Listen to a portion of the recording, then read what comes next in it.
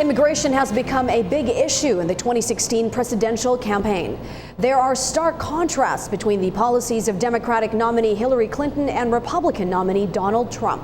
Lately, Trump has been softening his stance and is expected to solidify what that means in what's being called a major immigration speech on Wednesday.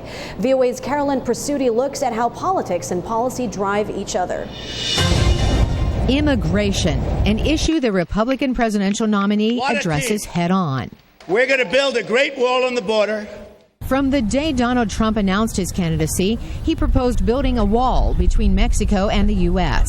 He says he will enforce visa expiration dates and offer no citizenship for illegal immigrants. He plans to remove the country's 11 million undocumented immigrants from public assistance and deport the violent ones.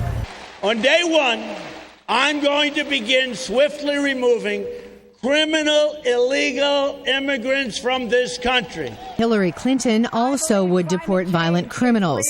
Her immigration policy mirrors Barack Obama's, but goes even further.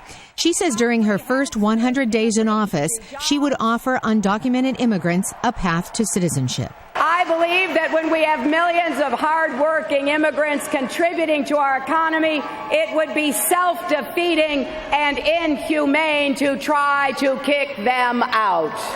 Pew Research shows 70% of voters say immigration is an important issue in this election. Why? Some analysts say it's because of the early Trump Mexican wall comment. Others say the U.S. economy is stagnant, and white blue-collar workers are afraid of losing their jobs to immigrants. We're the ones that build your homes! Analysts say Clinton's immigration plan appeals to liberal and moderate Democrats, and even some moderate Republicans. So recently, Trump has softened his stance, called pivoting in political lingo, to maintain those moderate Republicans. He originally wanted to deport all undocumented immigrants, now just criminals. So I'm Professor Leo Grand. William Leo Grand teaches a class called Political Conflict at American University.